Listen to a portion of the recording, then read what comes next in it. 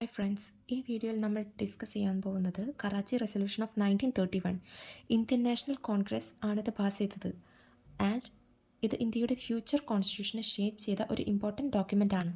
Into the background of the Karachi Resolution of Congress in 1931, it passed at Karachi session of the Indian National Congress in 1931. All India Congress Committee passed this resolution. This was the first major document that clearly stated the social and economic rights that free India should give its people. It added to the idea of political freedom the idea of economic and social justice. India ആദ്യം ഫ്രീഡത്തിനെ കുറിച്ച് പറയാൻ ആരംഭിച്ചപ്പോൾ ജനങ്ങൾ വിചാരിച്ചത് ഇന്ത്യയിൽ നിന്ന് British പോയാൽ freedom കിട്ടും എന്നാണ്. പക്ഷേ കോൺഗ്രസ് ലീഡേഴ്സ് പറഞ്ഞത് എന്താ, അങ്ങനെയല്ല, ജനങ്ങൾ ഹാപ്പി ആയിട്ട് അവർക്ക് സ്റ്റാൻഡേർഡ് ലൈഫ് കിട്ടണം, അതാണ് freedom.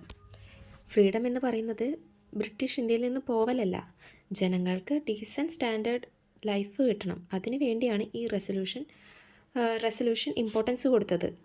Social plus economic promises ആണ് ഇതിലുണ്ടായിരുന്നത്. Resolution declared that freedom is meaningful only if people also get a decent standard of living. So it listed many promises for workers, peasants, laborers and the poor. വർക്കേഴ്സിന്, പെസൻസിന്, ലേബറേഴ്സിന്, പാവപ്പെട്ട ജനങ്ങൾക്ക് എല്ലാവർക്കും ഒരു standard life കിട്ടാൻ വേണ്ടിയിട്ട്, standard living കിട്ടാൻ വേണ്ടിയിട്ട് കുറേ promises അവർ list ചെയ്തിട്ടുണ്ടായിരുന്നു ഈ റെസൊല്യൂഷനിലൂടെ. Rights given for workers are the state government promised to protect workers' interest through laws, ensure healthy working conditions, reduce working hours, set up machinery for settling industrial disputes, allow workers to form unions, ban child labor in factories and mines, protect women workers, free agricultural laborers from bonded labor. Indian വർക്കേഴ്സിനെ protect ചെയ്യാനുള്ള role ഗവൺമെൻറ്റിനുണ്ട്. ഇതാണ് കോൺഗ്രസ് ആ റെസൊല്യൂഷനിൽ പറയുന്നത്.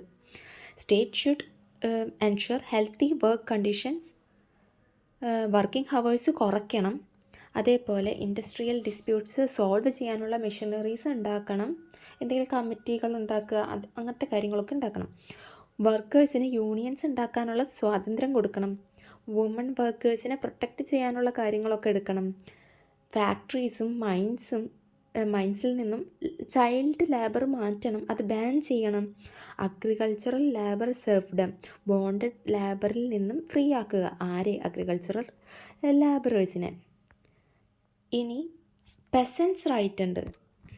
Rights and relief for peasants is reform the land tenure system, reduce rent and land revenue, give immediate relief to small peasants, exempt small uneconomic land holdings from tax, impose graded agricultural income tax on big landowners, introduce death duties, tax on inherited property, provide relief from agricultural debt, control money lenders. Next is role of the state public ownership.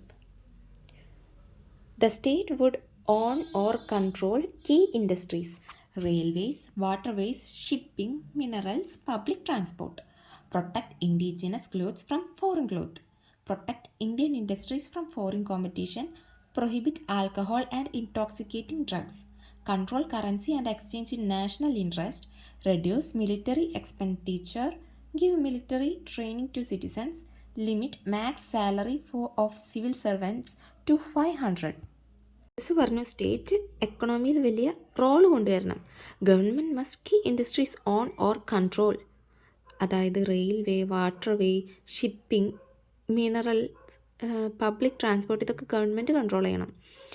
Indian cloth protect ചെയ്ത് foreign ക്ലോത്തിന് ban ചെയ്യാന്ന് വെച്ചാൽ abolish ചെയ്യുക. Indian industries protect and foreign ഇൻഡസ്ട്രീസിനെ compete ചെയ്ത് ജയിക്കാൻ പറ്റുന്ന ഒരു രീതിയിലേക്ക് ആക്കണം. ആൽക്കഹോളും ഡ്രഗ്സും ടോട്ടലി ബാൻ ചെയ്യണം. Currency and exchange would be regulated in the national interest. Military expenditure കുറയ്ക്കുക, അതേപോലെ സിറ്റിസനെ മിലിറ്ററിയിൽ ട്രെയിനിങ് കൊടുക്കുക. സിവിൽ സർവൻറ്റിൻ്റെ സാലറി സീലിംഗ് 500 ആക്കുക. Implementation and later impact. Congress formed governments in provinces in 1937 and tried to implement some promises. but they were in power only for about 2 years and faced opposition from British and vested interest. So, most promises were only partly fulfilled. 20 years later, many of these ideas became part of the Indian Constitution, especially fundamental rights and directive principles. 1937 പല പ്രൊവിൻസസിലും Congress party പവറിൽ വന്നു. അവർ ഈ പ്രോമിസൊക്കെ fulfil ചെയ്യാൻ ശ്രമിച്ചിട്ടുണ്ട്. പക്ഷേ 2 വർഷം മാത്രമാണ് അവർ പവറിലുണ്ടായിരുന്നത്. So promises fully fulfil ചെയ്യാൻ അവർക്ക് പറ്റിയിട്ടില്ല. ബട്ട് 20 ഇയേഴ്സ് ലേറ്റർ ഈ കറാച്ചി റെസൊല്യൂഷനിലെ ഐഡിയാസ് മെജോറിറ്റിയും ഇന്ത്യൻ കോൺസ്റ്റിറ്റ്യൂഷനിൽ ഇൻക്ലൂഡ് ആയിട്ടുണ്ട്. ഡയറക്റ്റീവ് പ്രിൻസിപ്പിൾസും ഫണ്ടമെൻ്റൽ റൈറ്റ്സിലും ഇതൊക്കെ റിഫ്ലക്റ്റ് ചെയ്തിട്ടുണ്ട്.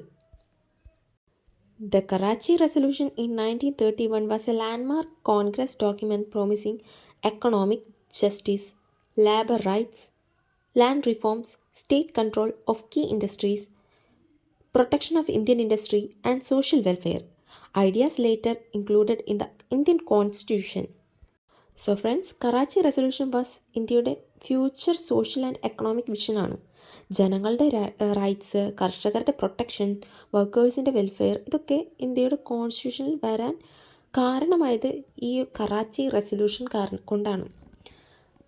സോ വീഡിയോ ഇഷ്ടപ്പെട്ടെങ്കിൽ ലൈക്ക്, കമൻറ്റ്, സബ്സ്ക്രൈബ് ചെയ്യുക.